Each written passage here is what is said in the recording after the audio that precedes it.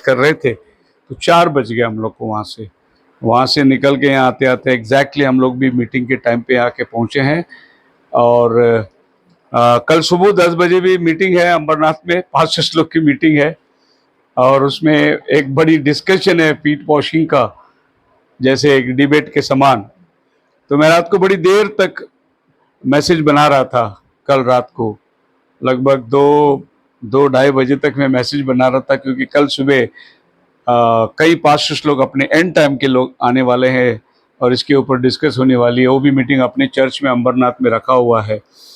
प्रभु की कृपा है, हम लोग तो इकट्ठे बहुत समय के बाद हो रहे, लेकिन और जगहों के अंदर प्रभु अपने काम को जारी रखा है और मीटिंगें चलती रही है, उसका नाम मुबारक हो। हम आज शाम के लिए एक छोटा सा वचन पढ़ेंगे और हम अपने आप को प्रभु के हवाले करते हैं। यिर्मयाह उसका 2 अध्याय का 13 वचन। आए हुए सभी भाई बहनों का स्वागत है दत्ता परिवार के द्वारा, और उपस्थित हमारे बीच में कुछ भाई बहन इस जगह में रहने वाले भी हैं। खुदावन उन्हें भी आशीष करे।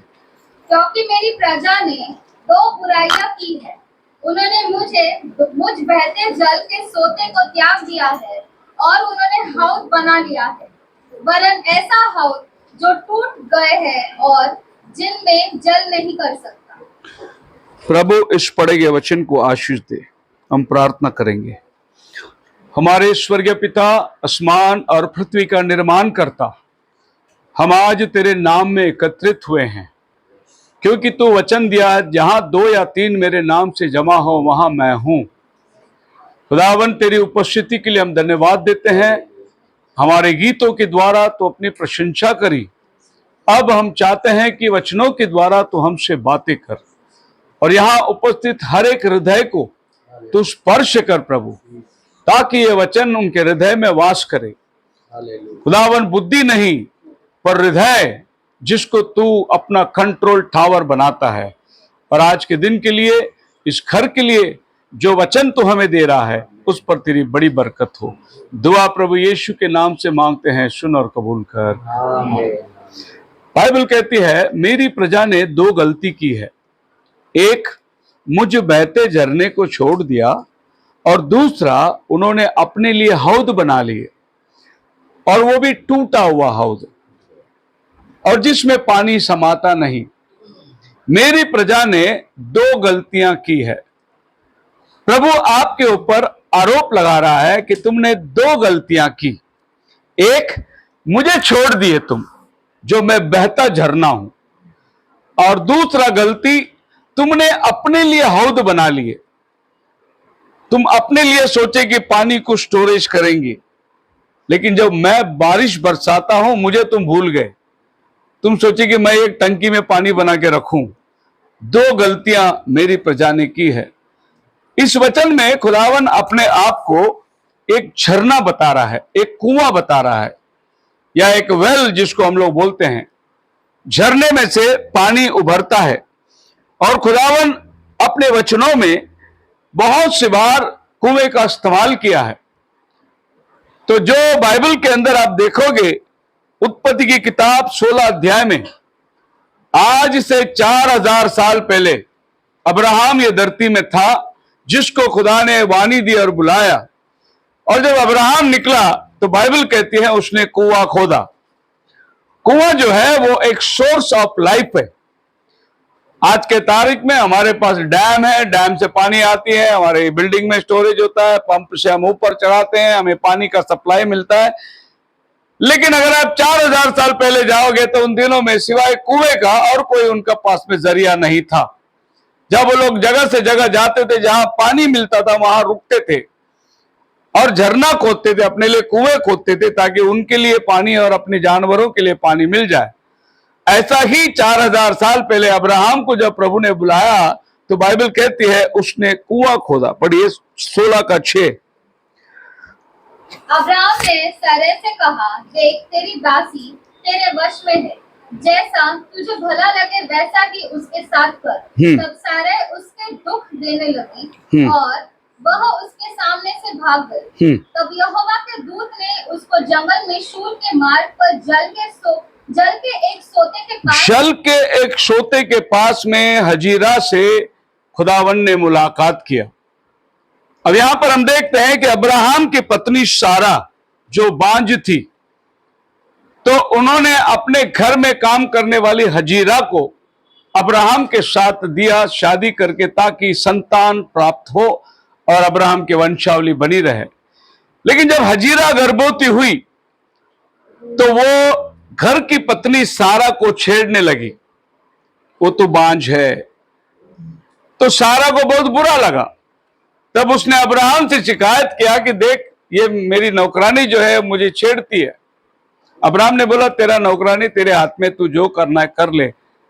और प्रभु सारा ने उसको अपने घर से निकाल दिया। और हजीरा जंगल में, जब वो गर्भवती थी, जंगल में भाग गई। उस समय में एक झरने के पास वो आई और उस झरने के पास वो बैठी रही। सामने रास्ता उसके लिए नहीं है। उस समय एक फरिश्ते ने आकर उससे कहा, यहां तू क्या कर रही है? फिर से जा अपने मालकिन के पास और उसी के पास रहना, मैं तुझे आशीष दूंगा। तो हजीरा जो मुलाकात हुई फरिश्ते के साथ, एक कुएं के पास हुई, एक झरने के पास हुआ। हजीरा आप सबको मालूम है, अब्राहम के दो बीवी थी। सारा से यहूदी लोग पैदा हुए और हजीरा से इस्माइली लोग पैदा हुए, जो मुस्लिम धर्म माना जाता है। सो इनका पूरा रिकॉर्ड जो है मुस्लिम धर्म का आपको बाइबल में मिलेगा कि ये इन्हीं का बेटा है और यहां से इनकी वंशावली और इनकी वंशावली चल रही है। पिछले दिनों में मैं बॉम्बे में एक डिबेट में था, तो वो लोग प्रूव कर रहे थे, मैं बाइबल से बात कर रहा था, वो कुरान से बात कर रहे थे।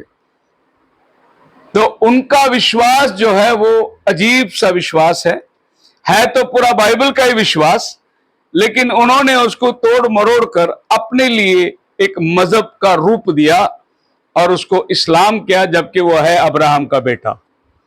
वो यहूदी मत को, यानी यहोवा परमेश्वर का उपासना करने को छोड़ उन्होंने उसको एक अलग मोड़ दे दिया और कुछ बातें उन्होंने बाइबल से लेकर उसको अपना हक बना लिया। इसीलिए यहां पर हजीरा की मुलाकात एक कुएं में हुई। सो कुआं जो है एक सोर्स ऑफ लाइफ हमें बताता है। जो भी भटका हुआ है, जो भी वीरानी में चल रहा है, अगर उसे कुआं मिल जाए तो अपनी जी में जी लाता है, उसको विश्राम मिलती है, अपना प्यास बुझाता है। So it's a source of life. So खुदावन कहता है, मेरी प्रजा ने मुझ बहते झरने को छोड़ दिया है। आगे बाइबल में हम पढ़ते हैं, it's an encounter, worship encounter. कुआं एक जगह है जहां आपकी मुलाकात परमेश्वर से होती है। याद रखिए, कुआं एक छोटा सा मुहामुह रहता है, लेकिन वो नीचे गहरा रहता है। सो जितना आप नीचे जाओगे उतना आपको पानी मिलेगा, लेकिन ऊपर मुंह उसका छोटा रहता है, लेकिन नीचे की तरफ में वो बहुत गहरा रहता है। सो कुएं के पास बाइबल में बहुत से लोगों ने खुदा के साथ मुलाकात किया है, एन एनकाउंटर विद गॉड। आपकी मुलाकात कभी खुदा से हुई है? क्या परमेश्वर आपसे कभी बात किया है? आपने कभी परमेश्वर की वाणी सुनी है? हम भजन करते हैं, गीत गाते हैं, प्रभु को अर्पण करते हैं, चर्च जाते हैं, आते, क्या आपके कान में कभी खुदा का वचन पड़ा है? यह खुदा का वचन हमारे कान में पड़ने की जो जगह है वो एक कुआं है, एनकाउंटर, जहां वो अपने लाइफ को दर्शाता है। एक बार नदी ने कुएं से कहा कि तू एक जगह रहता है, मैं तो देख बहते रहता हूं, और तू छोटा सा एक झरना जैसा है, मेरी वीरानी बहुत बड़ी है। वो कुएं के ऊपर हंसता और कहता है कि तेरी क्या हैसियत है मेरे सामने, मैं तो नदी देश देश से बह के चले जाता हूं। कुएं ने नदी से कहा, तू हमेशा ऊपर से नीचे को बहती है। नदी हमेशा कैसी बहेगी? ऐसी। नदी ऐसी कभी नहीं बहेगी। लेकिन कुआं बोलता है, मैं तो नीचे से ऊपर आता हूं, मैं झरना लेके आता हूं ऊपर। फिर तू तो जब बहती है गांव के आसपास से निकल कर, तो सारे गांव के कचरे बिचरे तू समेट के लेके जाती है, लेकिन मैं तो जमीन से शुद्ध जल बन के ऊपर आता हूं। तो कुएं में और नदी में फर्क है। हर इंसान और इंसान के अंदर उनके स्वभाव में फर्क है। कोई क्रूर होता है, कोई द्वेष करता है, कोई प्यार करता है, कोई गले से लगाता है, कोई नफरत करता है। इंसानों के अंदर अलग अलग स्वभाव है। कोई दुनिया के कचरे समेट के ले जाने वाला इंसान रहता है। साधारण रीति से अगर आज के दिन हम अपने घर से कचरा बाहर नहीं निकाले तो हमारा घर में बदबू आएगी। ये शरीर के अंदर से हर दिन अगर मल बाहर ना निकले तो ये शरीर बीमार हो जाएगी। उसी तरीके से आपके मन में कपट, द्वेष, जो ईर्ष्या, क्रोध, विरोध, फुट विधर्म किसी इंसान के प्रति होगा तो आपका दिल भी सड़ता जाएगा, उसमें कोई आनंद नहीं रहेगी। सो कुआं और नदी, ये दो के अंदर ये उपमा है कि एक झरनी जमीन से आती है और एक ऊपर से नीचे की तरफ बहता है। आज हमें वो इंसान बनना है जो ऊपर से नीचे की तरफ नहीं, परंतु नीचे से ऊपर की तरफ आने वाला एक झरना हमें बनना है। बोलो हालेलुया। सो नास्तिक जो होता है, एक दिन एक पास्टर के पास जाके गया, मैं ईश्वरत्व को नहीं मानता, मैं नहीं मानता ऐसा कोई खुदा है, ईश्वर है, क्योंकि वो नास्तिक है। तब पास्टर जी ने उसका हाथ पकड़ा और उसको बाहर ले गया और उस चर्च के कंपाउंड में नारियल का पेड़ लगा हुआ था, तो उसने उसको वहां खड़ा कर कर पूछा, सवेरे तू नहाया क्या? बोले हाँ। कहां से पानी लिया? बोले घर में टंकी है हमारी, टंकी में पानी से कहां से आया? बोला म्युनिसिपैलिटी से आया पानी। वहां कैसे आया?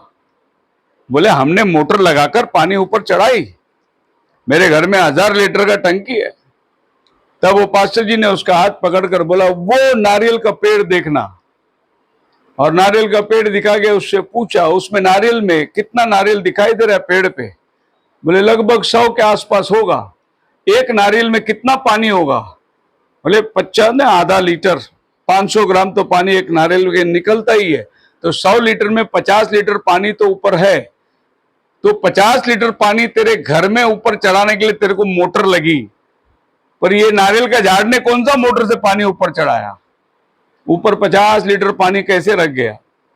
तो परमेश्वर ने हर एक जीव जंतु को एक इंटेलिजेंस दिया है। ये खुदाई है जो सारा संसार को चलाता है, लेकिन उसको मालूम नहीं है, वो नास्तिक है। जैसा एक बच्चा अपने मां के गर्भ में जब रहता है 9 महीना, उसको मालूम नहीं है मैं मां के पेट में है करके। जब वो पेट से बाहर निकलता है, गर्भ से बाहर निकलता है, और जब मां उसको छाती से लगाती है और उसका पौष्टिक आहार जब मां उसको दूध देके प्रदान करती है, तब बच्चों को मालूम पड़ता है मेरा मां है। और उसे मालूम ही नहीं था कि 9 महीने उसी मां के पेट में था वो। उसी तरीके से जब हम ये धरती में रहते हैं तो हमें ईश्वरत्व का कोई ज्ञान नहीं है, लेकिन वही हमें पाल रहा है, वही 9 महीना अपने पेट में रखा हुआ है। सो इस गर्भ से जब हम बाहर निकलते हैं तो हमारे मां को देखते हैं हम लोग। उसी तरीके से ये दुनियावी गर्भ में से जब हम बाहर निकलते हैं तो हमारा परवदिगार को मिलते हैं हम लोग, हमारे ईश्वर को मिलते हैं। तो जब तक हम लोग इस धरती पे है, ईश्वर दिखाई नहीं देता। वही नास्तिक है, लेकिन उसको मालूम नहीं कि वो पल रहा है, खुदा उसको पाल रहा है, उसको एक चलाने वाला मालिक है, ये बात को वो जानता नहीं। सो खुदा के साथ में मुलाकात करने के लिए बाइबल के अंदर कुआं एक बहुत बड़ा जगह था। एक बार ऐसा भी हुआ, बाइबल में पढ़िए, उत्पत्ति का किताब 26वां अध्याय,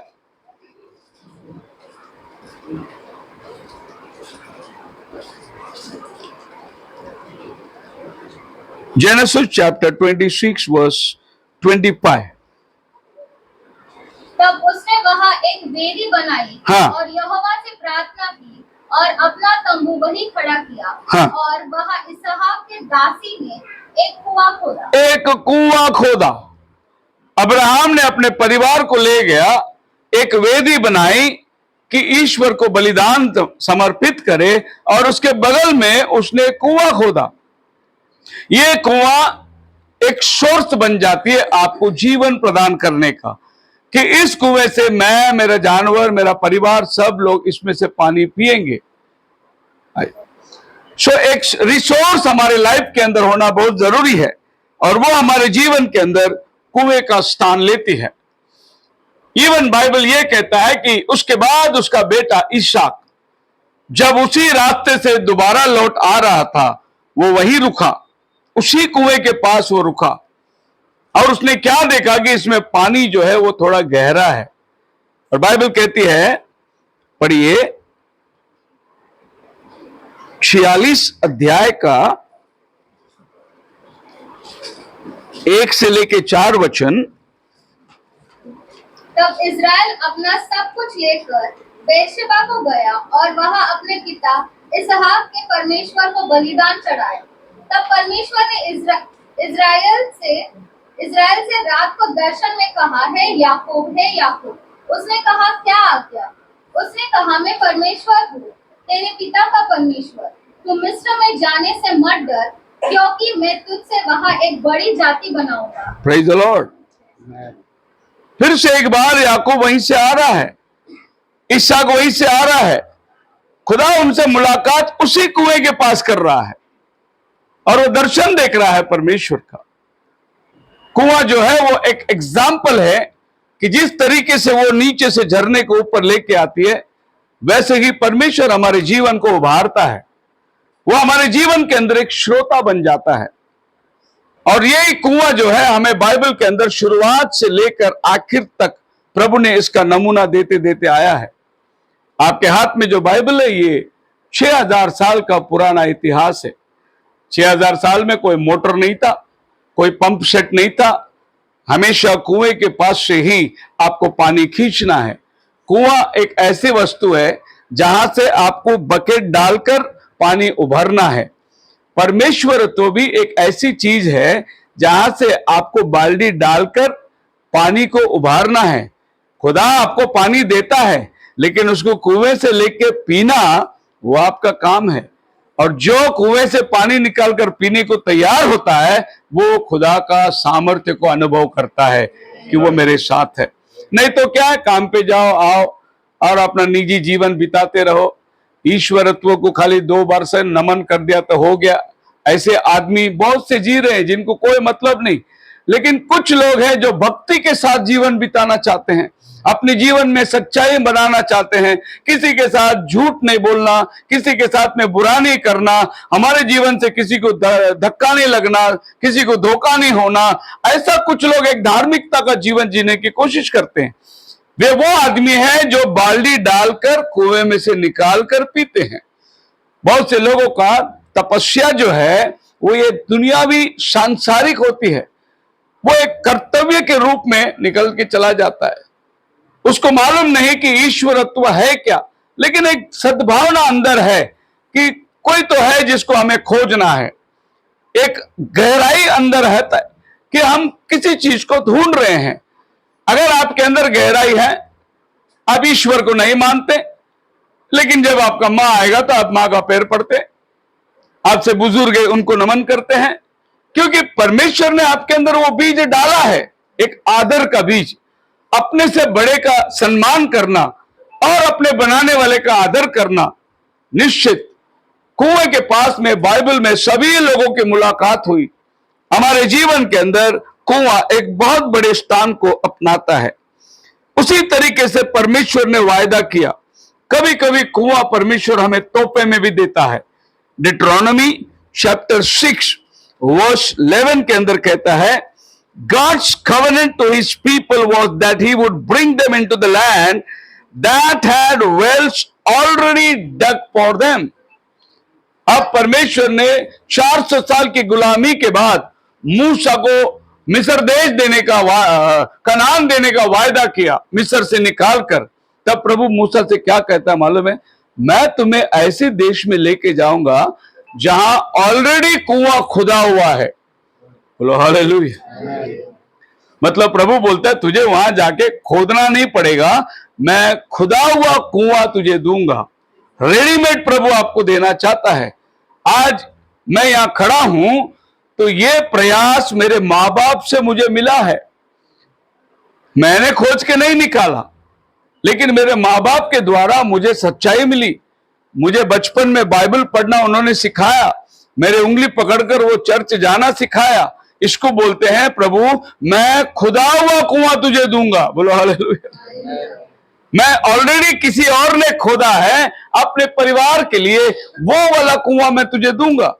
और आपको और हमको बहुतेक लोगों को ऐसा ही अनुभव मिला है। आज एक सिस्टर आई बपतिस्मा ली भीमा कोरेगांव से। वो क्या कह रही थी कि मैं आपका मैसेज सुना और वो आकर पानी बपतिस्मा ले। कैसे वचन सुना? यूट्यूब में वचन सुना। और कभी हमारी मुलाकात नहीं, कभी हम मिले नहीं, लेकिन वो बोले कि मुझे सच्चाई मालूम हुआ और आज वो बपतिस्मा लेने के लिए चली आई। ये मतलब ये है कि वो आई और प्रभु की मुलाकात हुई, पर उसके लिए कोई कुआं नहीं खुदा हुआ था, उसको कोई मार्ग नहीं मिला था प्रभु का, लेकिन उसको प्रभु ने एक मार्ग बनाया, एक जरिया दिया, और वो है एक खुदा हुआ कुआं मैं तुझे दूंगा करके परमेश्वर ने वायदा किया है। अब जो खुदावन बाइबल में इब्राहिम से लेकर कुएं की जिक्र करता आया, एक दिन ईशाया नबी धरती में आया था, ईसा मसीह के 700 साल पहले। उसका नाम था ऐजाया। और ये ऐजाया ये धरती में आने के टाइम एक कुएं की बात कर रहा है, एक झरने की बात कर रहा है। इसको बोलते हैं भविष्यवाणी का कुआं। और ये कुआं के बारे में ऐजाया ने बताया। ऐजाया उसका 12 अध्याय उसका 3 वचन में लिखा है,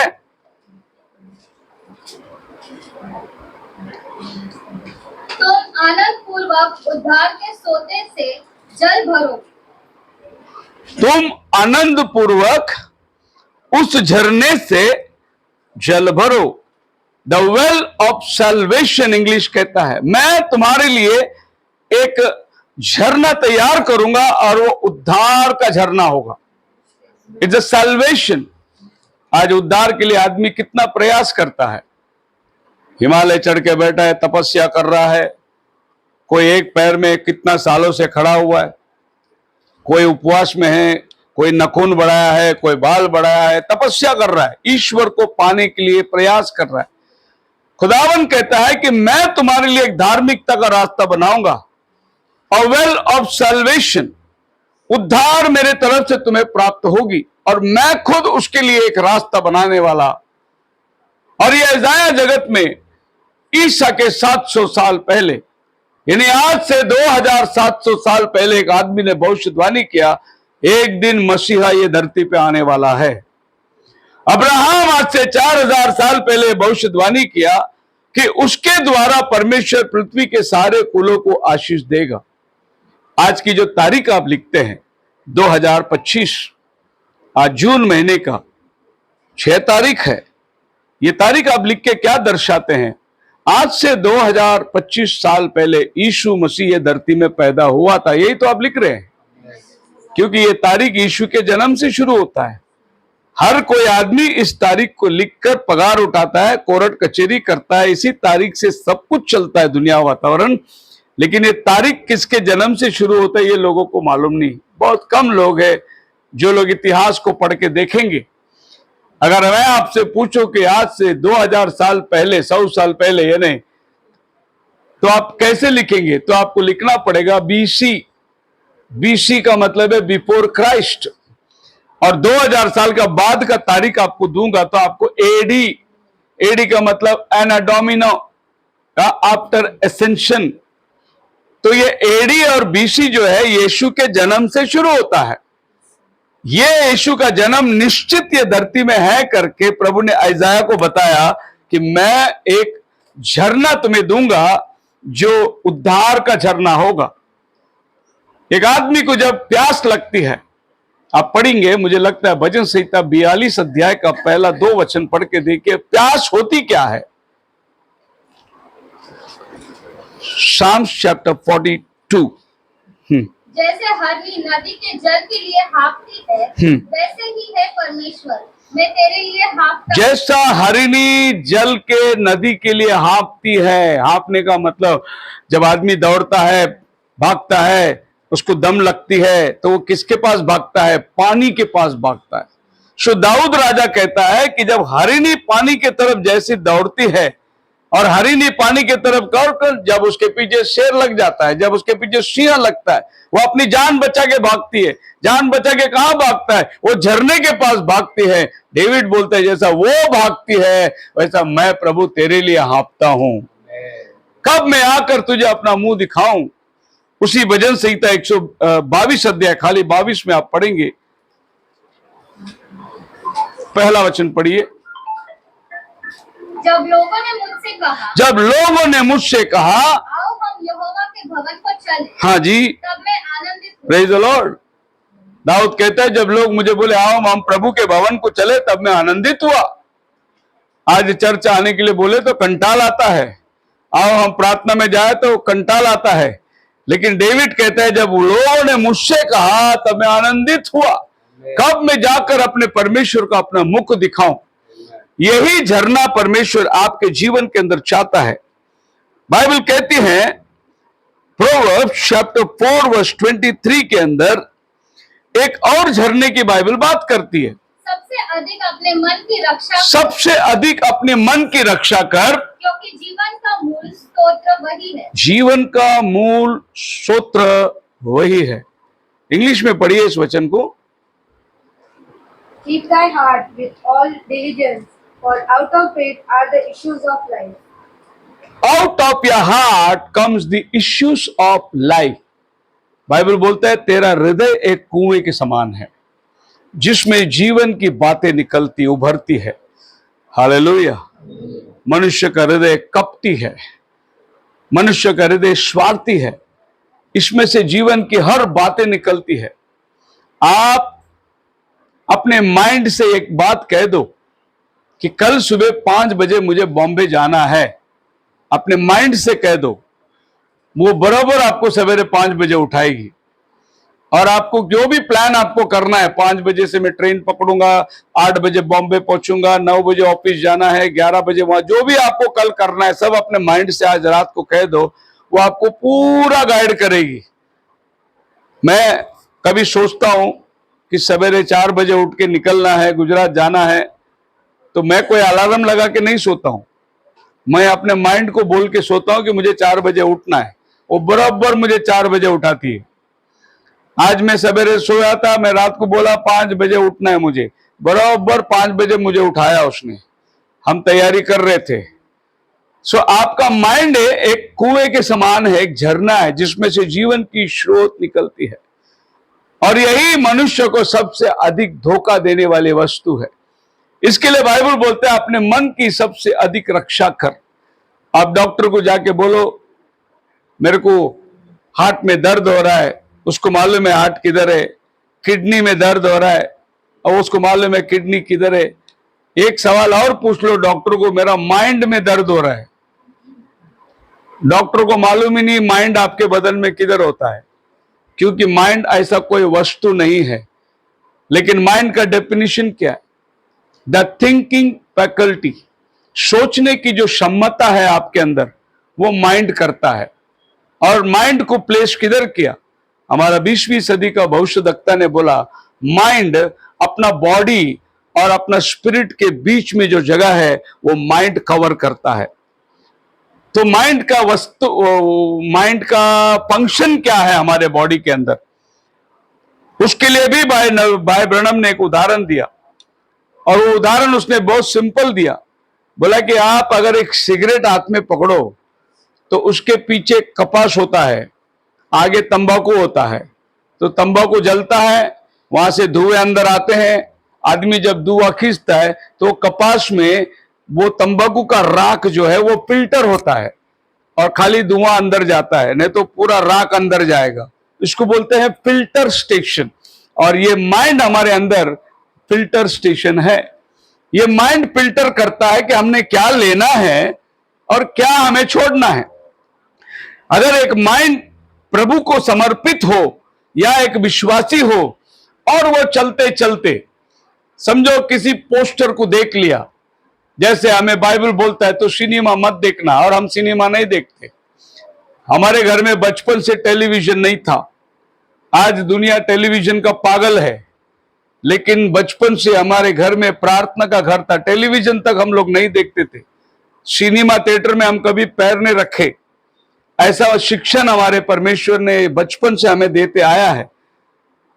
तो आपका मन आंख देखेगी, बोलेगी सिनेमा तो अच्छा लग रहा है, तो आपका माइंड आपके हृदय से बात करे, आपके ब्रेन से बात करेगा कि देखो क्या। ब्रेन बोलेगा रुक, हार्ट से पूछता हूं। जब वो हार्ट से पूछेगा कि ये सिनेमा देखना है क्या नहीं, अगर हार्ट आपका परमेश्वर का वचन से भरा हुआ है, अगर आप हार्ट से शुद्ध है, तो हार्ट बोलेगा ये बुराई मत देखना तू। फिर हार्ट माइंड को, ब्रेन को बोलेगा तू नजर मोड़ देना। ब्रेन आंख को बोलेगा आंखें बंद करके निकल जा, और आप आंखें बंद करके चले जाओगे, बोले मेरा जगह नहीं है। अगर किसी ने आपको धक्का दे दिया और आपको लगा क्या रे दिखता नहीं क्या, तो आपका मुंह से भी कुछ आ गया, बुरा भला हो जाएगा। लेकिन बाइबल बोलता है विश्वासी लोग गाली नहीं देना चाहिए, वो पाप गिना जाता है। तो फिर आप क्या करोगे? वो गाली कान में पड़ते ही आप अपने माइंड से पूछेंगे कि मैं गाली दूं क्या उसको? माइंड बोलेगा रुक, हृदय से पूछता हूं।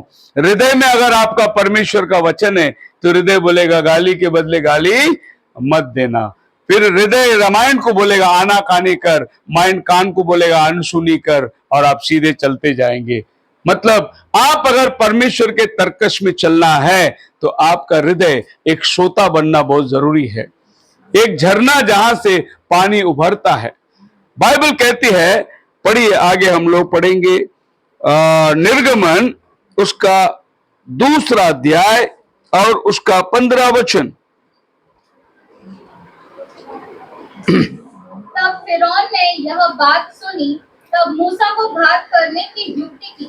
तब मूसा फिरौन के सामने से भागा। मूसा फिरौन के सामने से भागा और मिद्यान देश में जाकर रहने लगा। हाँ, और वह वहां एक कुएं के पास बैठा। एक कुएं के पास बैठा था।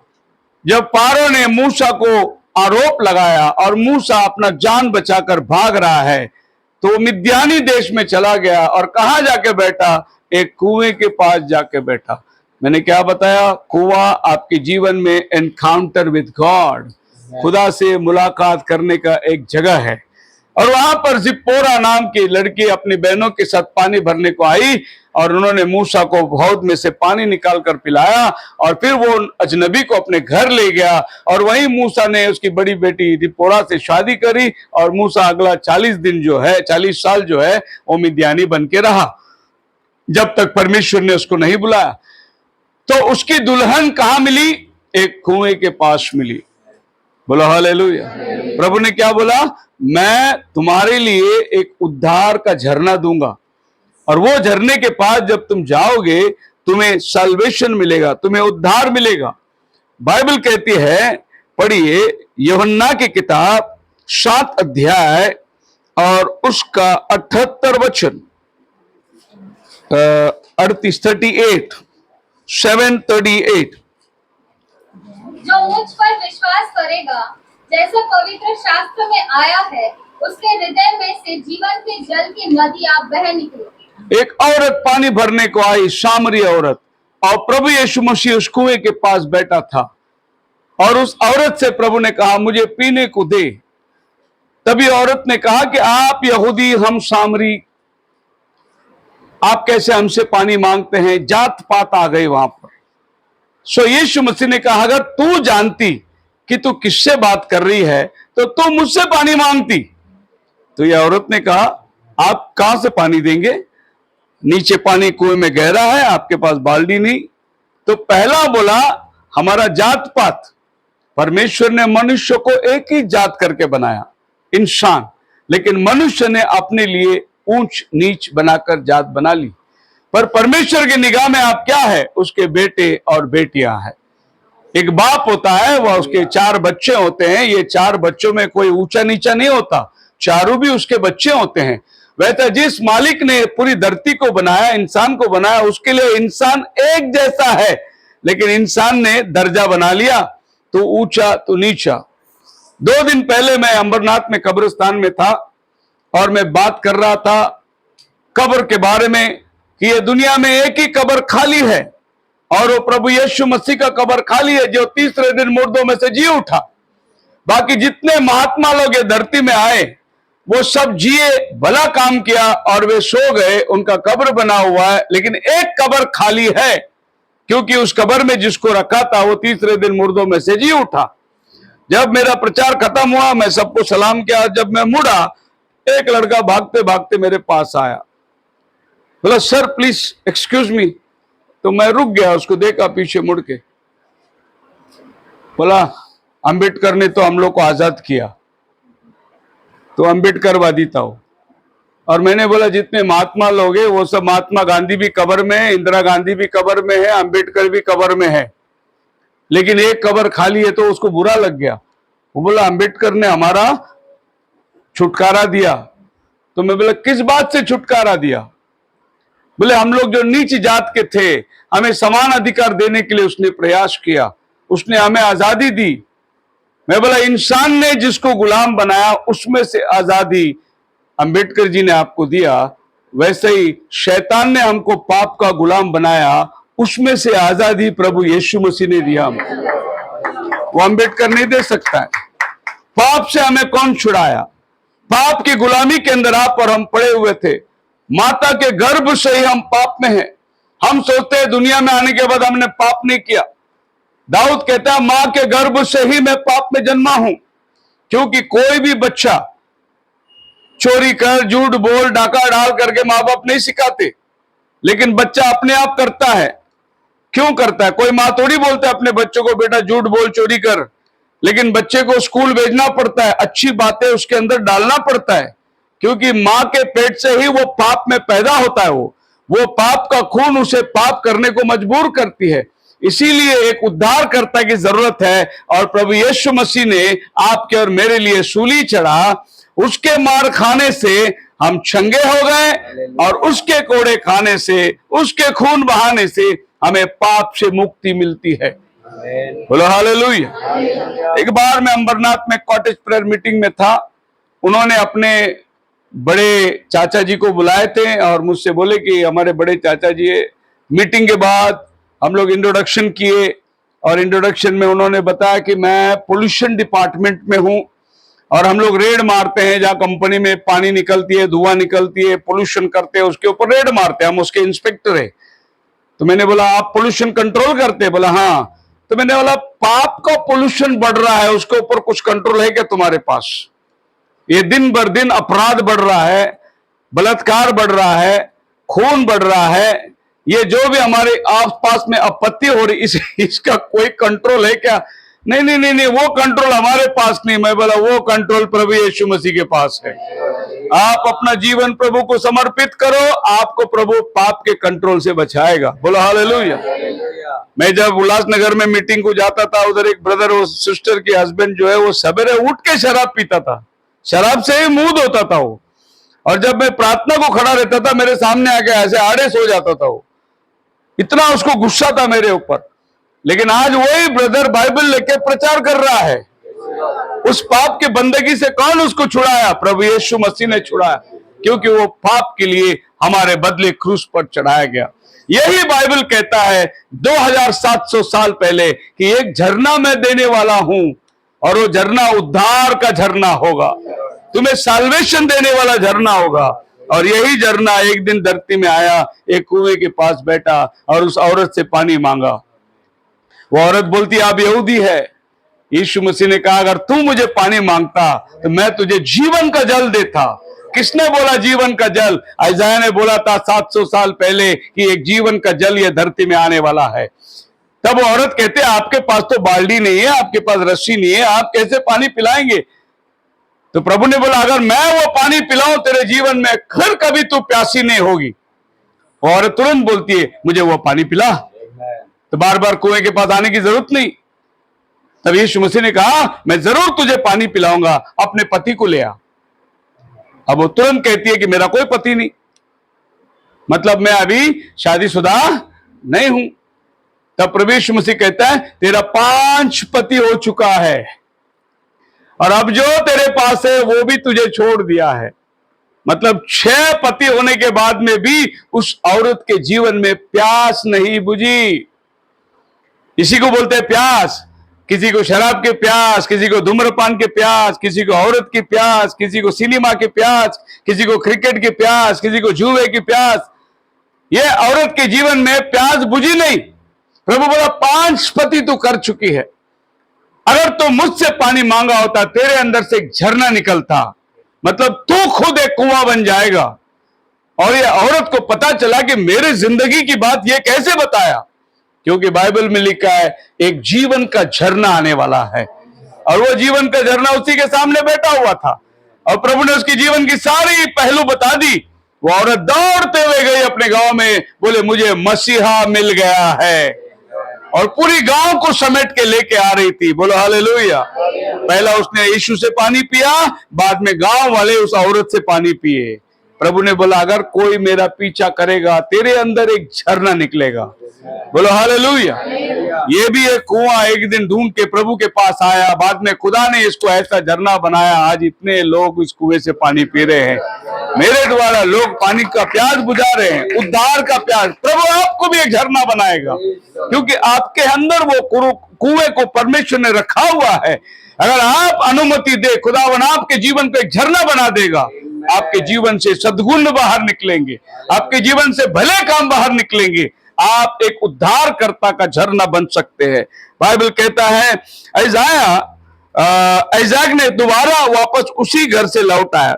उत्पत्ति 26वां अध्याय उसका 18 वचन। और यह बहुत इंपॉर्टेंट बात है, इस बात को ध्यान रखिए कि बाइबल क्या कहती है आपके साथ।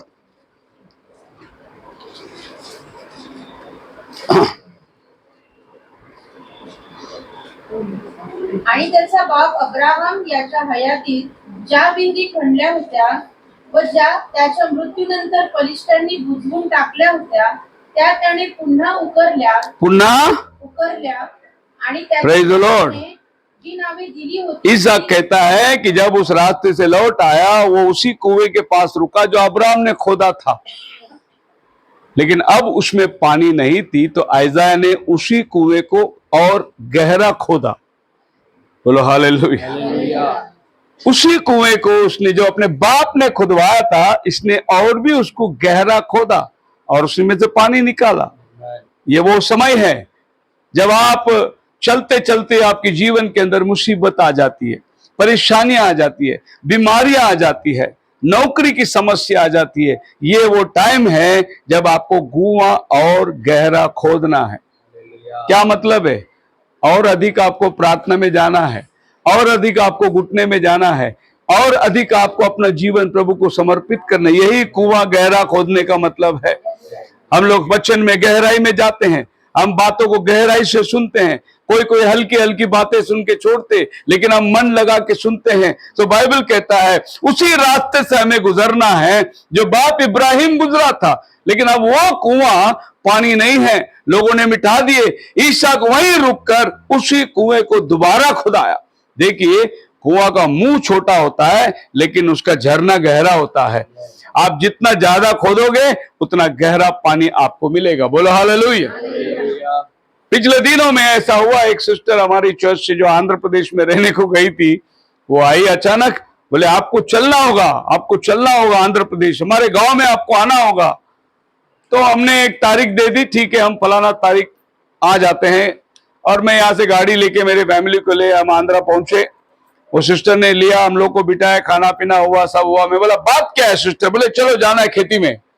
और हम लोग खेत में गए, और खेत में उधर बोरिंग मशीन तैयार खड़ा हुआ है, और वो बोरिंग वाला सब लोग खड़े, बोले कि वो किधर गया आदमी जो नारियल घुमाएगा और पानी बताएगा इधर खोदो करके। तो वो खड़ा है खोदने को। मेरे को बोला बताओ किधर खोदना है। मैं बोला मुझे क्या मालूम किधर खोदना है। वो बोले नहीं आप तो उसको लेके आने वाले थे ना जो नारियल फेंकता है, वो बताए गए। मैं बोला मैं नारियल फेंकने वाला नहीं है। बोले फिर आपको बुलाया लोग ने? तो वो सिस्टर बोली मैं आपको इसलिए बुलाई कि ये कुआं मेरे को खोदना है, और आप बताओ किधर डालना है पानी। अरे मैं बड़ा उलझन में पड़ गया। तो मैं बोला साहब मैं वो आदमी नहीं हूं, मैं तो सिर्फ दुआ कर सकता हूं। और चलते चलते इतनी बड़ी इतिहास भी मेरे सामने रख दिया। उनके चाचों का कुआं है, 5 बोरिंग डाले उन्होंने, और 5 बोरिंग में पानी नहीं। इनके आसपास की खेती। और ये बहन को जो खेती दी, चूंकि बॉम्बे से गई थी, ऐसे पहाड़ के तरफ में पथरीला जमीन इनको दिया था। और मैं बोला यार अच्छी जमीन में पानी नहीं, पथरीली जमीन में पानी कहां से आएगा? मैं बोला मुझे नहीं मालूम, मैं दुआ करूंगा आपके लिए। नहीं, बोले आप जगह बताओ। मैं आसमान को देखा, मैं बोला हे खुदा, तू जो अब्राहम को कुआं खोद के दिया, ईसा को कुआं खोद के दिया, आज मुझे भी पता कुआं कहां खोदना है। और मैं यूं प्रार्थना करके खेती में चल रहा था। चलते चलते ऐसे एक जगह पहुंचा, प्रभु ने मेरे को मन में बोला यहीं रुक जा। और मैं वहीं रुक गया और वो बोरिंग वाले को बोला इधर खोदो। तो वो बोरिंग वाला आया, बोला पक्का? मैं बोला अरे पक्का मैं नहीं बोल रहा, वो बोल रहा है पक्का खोद। और उसने बोरिंग डाली। मसीह में मेरे प्रिय लोगों, मेरे पास वीडियो है, आप देखो, इतना पानी निकला 40 फुट में। और बाजू का खेत में 500 फुट का बोरिंग है, 500 फुट का बोरिंग है, बस ज्यादा नहीं, 40-50 फुट के उस पार में, उसमें पानी नहीं, 5 बोरिंग में पानी नहीं। इधर 40 फुट में तीसरा पाइप डाला, 15 फुट का एक पाइप होता है, तीसरा पाइप डाला, बड़ा झरना बाहर निकला। वो सिस्टर मेरे पैर में गिर गई, बोले पास्टर जी इसके लिए मैं आपको लेके आया इधर। मैं बोला खुदावन धन्यवाद, अपने बंदे की मान रख दिया तूने। बोरिंग वाला आके बोलता है मेरे को, अगर मैं आपको दूसरे खेती में लेके जाएगा तो कितना पैसा लोगे? मैं बोला यार मैं बोरिंग वाला नहीं हूं। बोले नहीं, आपको पैसा बहुत मिलेगा अगर आप ऐसा बताएंगे इधर। तो इधर को 5 बोरिंग बताया, पानी नहीं है इसमें। मैं किसी तरह वहां से जान छुड़ाकर घर में गया। रात की खाना परोसा गया, अब बस हमको रात को निकलना है बॉम्बे। खाना आने के बाद ये सिस्टर कहती है पास्टर जी एक और बोरिंग खोदना है। मैं भैया तो मेरे को परीक्षा में डाल दिया वापस। मैं बोला अभी हो गया ना, एक परमेश्वर ने चमत्कार करके दिया, सेटिस्फाई हो जाओ। आदमी को मालूम है ना सेटिस्फेक्शन नहीं होता है। अगर 50,000 की नौकरी है तो 1 लाख की नौकरी ढूंढता रहेगा। सेटिस्फेक्शन आदमी को धरती में है नहीं। बोले एक और, मैं बोला नहीं ऐसा नहीं होगा। बोला नहीं, अगर हम 2 कुआं खोदेंगे तो गवर्नमेंट हमको सब्सिडी देती है और फ्री में क्या बोलते ट्रांसफार्मर लगाती है, उसको पैसा नहीं देना पड़ता है। तो आपको बताना ही पड़ेगा। और फिर रात को 8 बजे मुझे ले जाके उसे अंधेरे में खड़ा कर दिया। बोला अभी बताओ किधर खोदना। अब एक कुएं में पानी निकली, दूसरा कुएं का जगह मुझे बताना है।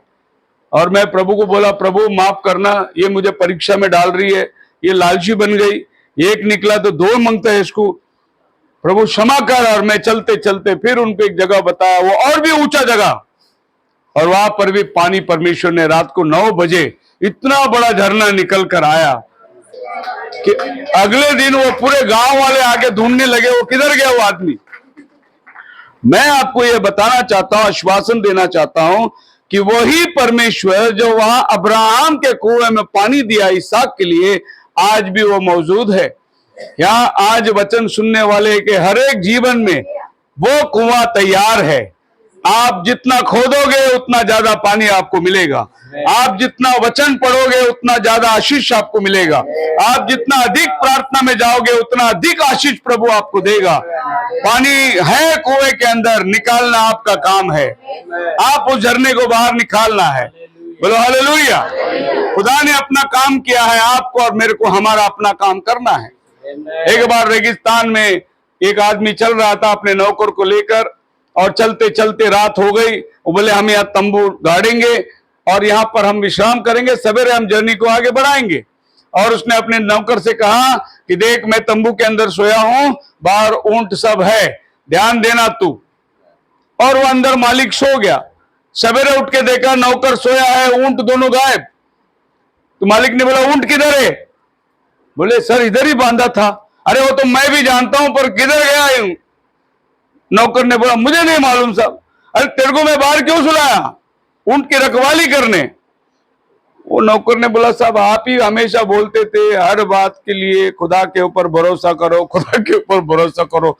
तो मैं भी खुदा के ऊपर भरोसा करके सो गया, चोर लेके गया। तो मालिक ने बोला बेवकूफ, खुदा के ऊपर भरोसा करो, वो अपना काम करेगा, तू अपना काम कर। तेरे को मैं वॉचमैन करके रखा था। सो भजन संहिता 127 में क्या लिखा? यदि नगर की रक्षा खुदा ना करे तो जागने वाले का परिश्रम व्यर्थ होगा। जापान एक ऐसा देश है जो देश खुदा को नहीं मानता। नास्तिक लोग हैं, उनके पास कामकाज के सिवा खुदाई के लिए जगह नहीं है। उन्होंने ऐसे यंत्र बना के रखा था समुद्र में कि अगर सुनामी आए तो मीलों दूर इनको खबर मिल जाएगी, और ऐसी दीवार बना के रखा था उन्होंने कि अगर सुनामी आए तो भी अंदर नहीं आएगी। लेकिन एक रात ऐसी सुनामी आई, उनका यंत्र भी फेल हो गया, उनका तंत्र भी फेल हो गया, उनका दीवार भी फेल हो गया, आकर उनको समेट के लेके चला गया पानी। इंसान अपनी संरक्षण के लिए कोशिश करता है, लेकिन बाइबल कहता है मैं तेरा रक्षक हूं, मैं तेरे साथ चलने वाला कुआं हूं। बाइबल कहती है, पढ़िए यूहन्ना की किताब में आगे चलकर प्रभु यीशु मसीह कहता है उससे, अगर तू मुझसे पानी मांगा होता तो मैं तुझे जीवन का झरना देता। और वो हाँ पढ़िए। उसने यह वचन पवित्र आत्मा के विषय में कहा, जैसे उस पर विश्वास करने वाले पानी पर थे, क्योंकि आत्मा अब तक न उतरा। जो कोई मुझ पर विश्वास करेगा वो जीवन को पाएगा। और मैं प्रभु का धन्यवाद देता हूं कि आज आपने उस झरने को पा लिया है, उस कुएं को आपने पा लिया है। सो मसीह में मेरे प्रिय लोगों, जैसा मूसा को कुएं के पास उसकी पत्नी मिली, वैसा इसहाक को भी कुएं के पास उसकी पत्नी मिली। यानी जीवन कहां से शुरू होता है वो बाइबल में कुएं को दर्शाता है। और उसी तरह जब यीशु मसीह धरती में आया, अन्य जातियों के लिए रास्ता बना, वो भी एक कुएं के पास से एक समरी स्त्री ने जीवन को लिया, और उसी जरिए से आज आपको और हमको भी इस कुएं के पास आने को मिला। इस कुएं के पास से कभी दूर मत जाना। अगर कभी लगे कि पानी कम हुआ, मौसम होता है, मई महीना आया तो पानी नीचे चला जाता। मैं अभी उड़ीसा में था अप्रैल महीने के दिन, वहां पर पानी कुएं के एकदम नीचे चले गया। वो बोले साहब इधर अप्रैल मई में ऐसे होता है, पानी नहीं रहता है, सब नीचे चले जाते हैं। वैसा ही हमारे जीवन में भी कभी एक मौसम आता है, परेशानियों का मौसम, तकलीफ का मौसम, तंगी का मौसम। उस समय में पानी गहराई में जाता है। इसके लिए करना क्या है? थोड़ा और कुआं को गहरा खोदो, थोड़ा और अधिक प्रार्थना में जाओ, थोड़ा और खुदा के साथ में बैठो, थोड़ा परमेश्वर के साथ में एकांत में बैठकर उसके साथ मनन करो। देखो फिर वही झरना तुम्हें प्राप्त होगा। मसीह में मेरे प्रिय लोगों, बाइबल कुएं के बारे में उद्धार का संदेश देता है। एक दिन एक कुआं तुम्हें झरने की तरह उच्च पानी देने वाला है, और वो उत्तम पानी आज आपको और हमको मिला है। We are satisfied. अब संसार में कुछ होवे ना होवे, हमें किसी चीज की परवाह नहीं, क्योंकि हमें सच्ची शांति मिल गई है। अब दुनिया पेन उठाए, समुद्र लाट उठाए, पहाड़ समुद्र में जाके गिरे, थर्ड वर्ल्ड वॉर हो जाए, हमें कोई परेशानी नहीं, क्योंकि हम एक कुएं के पास बैठे हुए हैं जो हमें हमेशा झरने से प्यास बुझाते रहता है। खुदावन आप सबको बड़ी आशीष दे। प्रार्थना के अंदर शामिल। मैंने ढूंढा ये सारा जहां, तेरे जैसा न कोई मिला, जैसे तूने किया है समा, तेरे जैसा न कोई मिला। मैंने ढूंढा, ओ मैंने ढूंढा ये सारा जहां, तेरे जैसा न कोई मिला, जैसे तूने किया है क्षमा, तेरे जैसा न कोई मिला। पापों का भार से तुझ पे जो भारी, दुखों में जिंदगी गुजारी थी सारी। पापों का भार तुझ पे जो भारी, दुखों को जिंदगी गुजारी थी सारी। मेरे गुनाहों से तुझको बचाने तूने खुदा अपनी जिंदगी तिवारी, मेरे गुनाहों से मुझको बचाने तूने अपनी जिंदगी तिवारी। तूने सुनी है कलमत अदा, तेरे जैसा न कोई मिला। हाँ तूने ने दी है कीमत अदा, तेरे जैसा ना कोई मिला। मैंने ढूंढा ये सारा जहां, तेरे जैसा न कोई मिला। ओ दुनिया के आगे दुहाई बहुत दी, मिला मुझको कुछ भी। दुनिया के आगे दुहाई बहुत दी, आंसू के दिन ना मिला मुझको कुछ भी। तुझको मिला जब मैं तब तुझको जाना, मेरे आगे जो मैंने दुआ की। तुझको मिला तब तुझको जाना, मेरे आगे जो मैंने दुआ की। तूने सुन ली है मेरी दुआ, तेरे जैसा न कोई मिला। तूने सुन ली है मेरी दुआ, तेरे जैसा ना कोई मिला। मैंने ढूंढा ये सारा जहां, तेरे जैसा ना कोई मिला। जैसे तूने किया है अमान, तेरे जैसा न कोई मिला। Hallelujah hallelujah. अगर कोई मिला तो आके बताना। हमको तो नहीं मिला। 40 साल से हम इस मसीह के वचन को प्रचार कर रहे हैं और पूरा हिंदुस्तान के कोने कोने घूम रहे हैं। Praise the Lord. प्रभु की स्तुति हो। एक ऐसा खुदा हालेलुया जो हर समय हमको संभाल रहा है। एक कुएं के मानी जो आज हमने सीखा, प्रेज़ द लॉर्ड, कि वो एक ऐसा कुआं, प्रेज़ द लॉर्ड, जिसमें हमेशा फ्रेश वाटर मिल रहा है। आपके परिवार के अंदर ये कुआं अगर खोदोगे ना, तो आपके जीवन में, आपके घर में, परिवार में हमेशा आमीन, हालेलुया। चेक कर देखो यहोवा कितना भला है। भला है। उसको खा के देखो, एप्पल को, तो भी टेस्ट पता चलेगा। अगर सुन के अगर चले जाओगे तो अरे अच्छा कहानी था, प्रेज़ द लॉर्ड, नहीं उसको अनुभव लेना पड़ेगा। चलिए हम प्रार्थना करते हैं, अपने सर को झुकाते हैं, आंखों को बंद करते हैं और हम आखिरी दुआ करेंगे। थैंक यू जी। Hallelujah hallelujah hallelujah hallelujah. ओ धन्यवाद देते हैं मेरे प्यारे अनुग्रहकारी दयालु प्रेमी परमेश्वर, स्वर्ग और पृथ्वी का निर्माण करता। हालेलुया। आज सुबह हमने सुने थे तेरे पाक कलाम में से, आसमान के नीचे, धरती के ऊपर और धरती के नीचे दूसरा कोई नाम नहीं दिया गया। हालेलुया।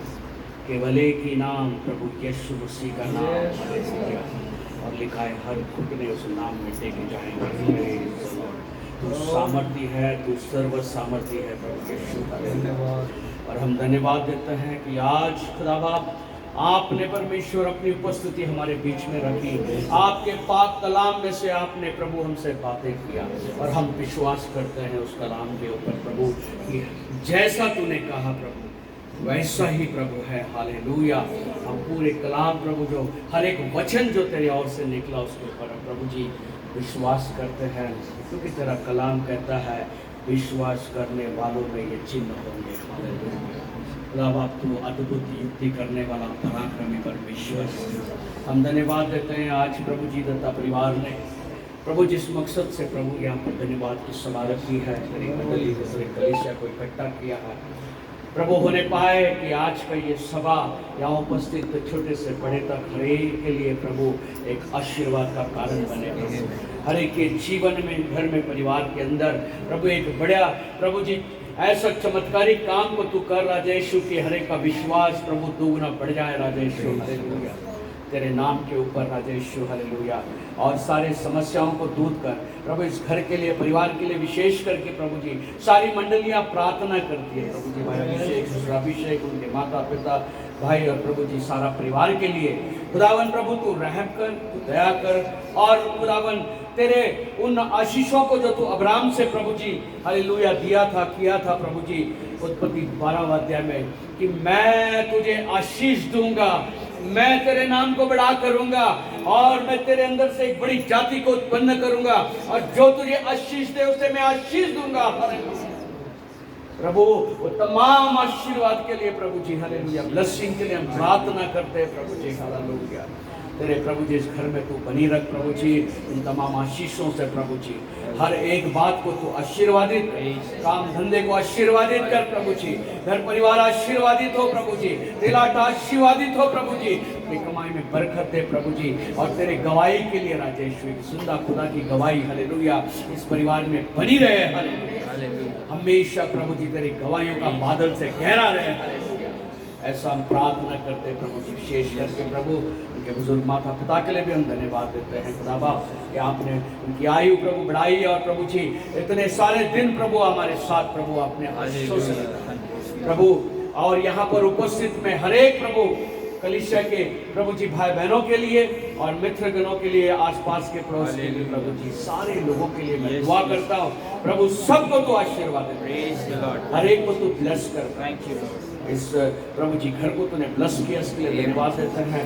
जिस घर में तुम जाओ उस घर की शांति के लिए प्रार्थना करो, उस घर के कल्याण के लिए प्रार्थना करो प्रभु, इस घर में तेरा कल्याण हो, तेरी शांति हो, इस तेरी उपस्थिति हमेशा बना रहे प्रभु जी, तेरा देवदूत का पारा रहे प्रभु जी, आते समय जाते समय तेरी प्रभु जी उपस्थित बनी रहे, तेरी आत्मा प्रभु छाया करे, आमीन।